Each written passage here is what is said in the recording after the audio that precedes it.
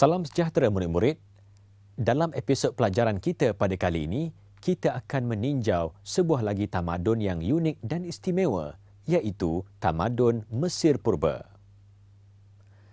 Tamadun Mesir Purba ini, murid-murid, dianggap sebagai anugerah Sungai Nil kerana tamadun Mesir Purba bermula di lembah Sungai Nil yang mengalir dari bahagian utara Mesir ke Laut Mediterranean.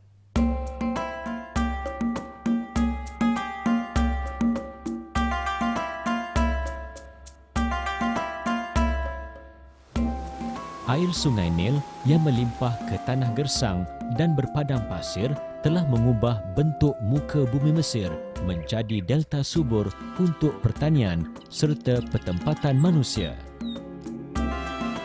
Pertempatan tetap di sepanjang lembah Nil kemudiannya berkembang menjadi perkampungan. Kampung-kampung bergabung menjadi bandar dan bandar-bandar bergabung membentuk nom atau daerah.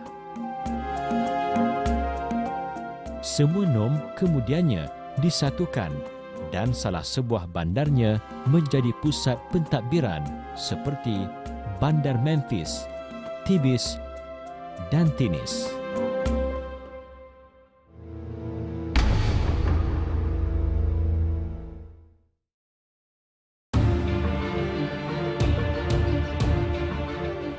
Kehidupan di bandar amat penting bagi tamadun Mesir kerana di bandar terdapat tempat kediaman Firaun, pusat pemerintahan dan pentadbiran, pelabuhan, pusat keagamaan, pusat tumpuan penduduk Mesir. Firaun Menes telah menyatukan semua nom dan membentuk sebuah kerajaan. Beliau memilih Tinis di bahagian tengah Sungai Nil sebagai pusat pentadbiran. Pusat pentadbiran kemudiannya berpindah ke Memphis dan selepas itu ke Bandar Tibis.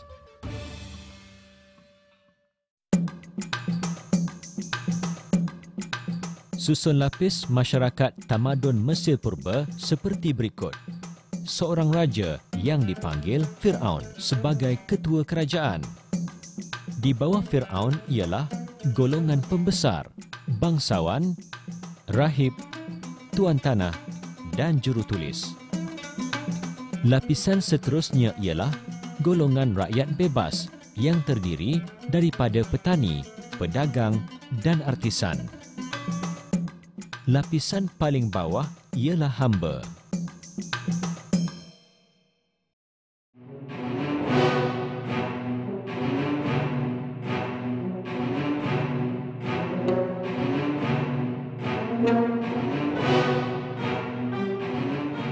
Sistem pemerintahan tamadun Mesir Purba diketuai Firaun.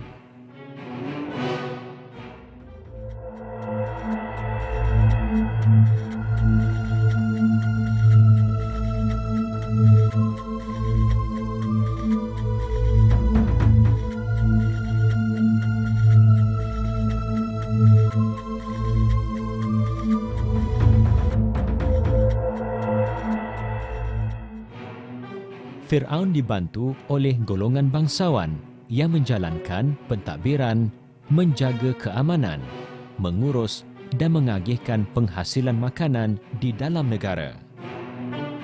Golongan bangsawan adalah pembesar yang terdiri daripada pegawai, penasihat dan gabno yang mentadbir wilayah taklukan. Selain itu, rahib bertanggungjawab mengurus hal-hal keagamaan. Jurutulis yang terdiri daripada orang awam dilantik untuk membantu urusan pentadbiran dengan menulis semua rekod kerajaan. Tahukah murid-murid, wanita dalam tamadun Mesir Purba mampu memerintah dan mempunyai status tinggi serta diiktiraf sebagai pemimpin. Contohnya, Firaun Hatshepsut yang membina terusan dan menukarkan padang pasir kepada tanah pertanian subur.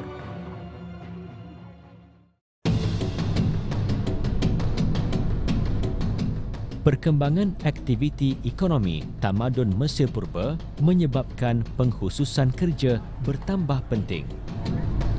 Antara pekerjaan penting masyarakat tamadun Mesir Purba ialah penenunan kain, pembuatan tembikar dan pelbagai peralatan, perlombongan dan perdagangan. Tekstil dan kertas merupakan ekspor utama Mesir Purba.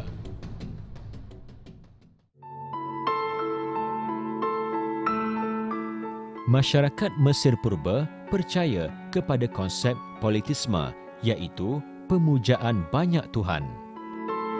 Setiap Tuhan dikaitkan dengan unsur alam seperti Re, Tuhan Matahari; Ra'atum, Tuhan Langit; Amun, Tuhan Angin. Mereka juga percaya kepada kehidupan selepas mati, dan kepercayaan ini menyebabkan mayat disimpan dan dijaga dengan teliti. Makam mayat disemadikan bersama-sama dengan barangan dan kelengkapan harian sebagai keperluan kehidupan selepas mati.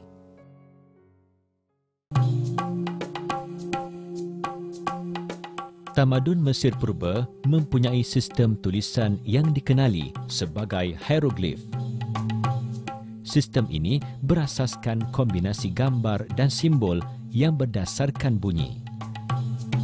Tulisan ini digunakan untuk merekodkan aktiviti pertanian dan pungutan cukai dan berkaitan upacara keagamaan.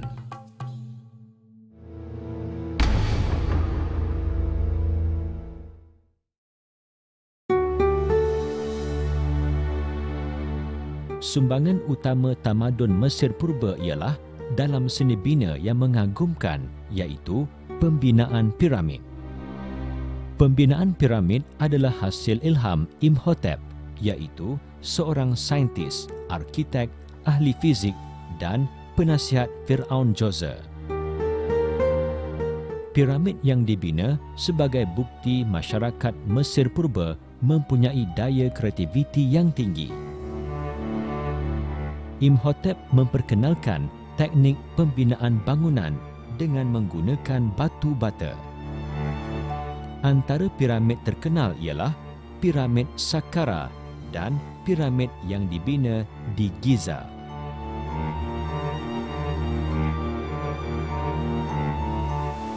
Orang Mesir menghasilkan kertas daripada pokok papyrus yang banyak hidup di lembah Nil. Penciptaan kertas telah memudahkan penyimpanan segala khazanah bangsa Mesir. Penciptaan kertas membolehkan masyarakat Mesir Purba tidak lagi bergantung kepada kepingan batu bata untuk tujuan membuat catatan.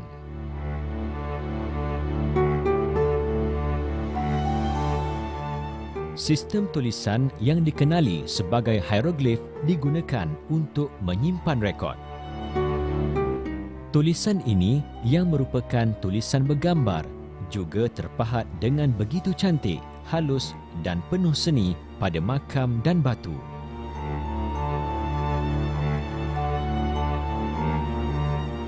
Sistem pendidikan diwujudkan untuk melahirkan pegawai kerajaan, terutamanya jurutulis yang terlatih dan pakar.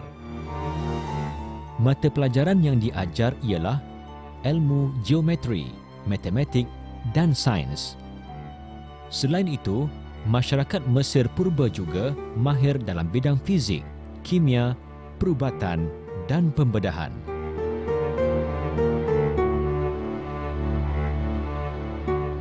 Kemajuan dalam ilmu perubatan telah melahirkan para pengamal perubatan yang berkhidmat untuk Firaun dan masyarakat. Golongan ini berstatus tinggi dalam masyarakat. Amalan memumiakan mayat dan pengetahuan tentang fungsi sistem tubuh memperlihatkan kemajuan dalam bidang perubatan.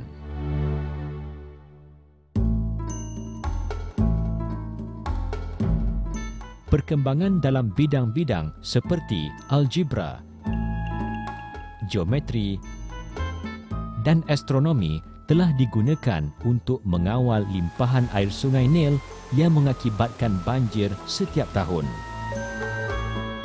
Pengetahuan dalam bidang astronomi dan matematik membolehkan masyarakat Mesir Purba mewujudkan sistem kalendar berdasarkan 365 hari dan 12 bulan dalam setahun.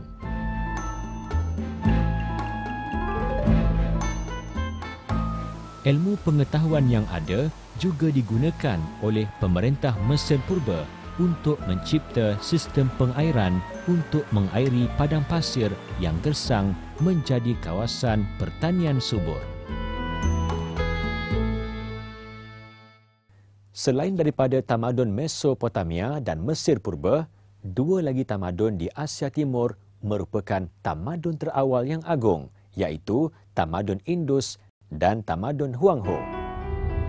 Kegemilangan sesebuah tamadun itu tidak akan dinikmati dan diketahui generasi akan datang sekiranya masyarakat terdahulu tidak meninggalkan warisan serta khazanah bangsanya untuk dikaji dan dipelajari. Tinggalan seperti bangunan, tulisan, dokumen serta buku merupakan salah satu manifestasi kewujudan sebuah tamadun yang agung. Oleh kerana itu, amat penting bagi kita memelihara dan memulihara warisan peradaban ini demi kelangsungan tamadun untuk kebaikan generasi muda hari ini. Apakah kerjaya masa kini yang ada hubung kait dengan ilmu yang telah murid-murid pelajari tadi? Antara kerjaya yang masih relevan ialah arkitek, doktor, penulis dan peniaga. Sekian, selamat belajar dan jumpa lagi di episod seterusnya.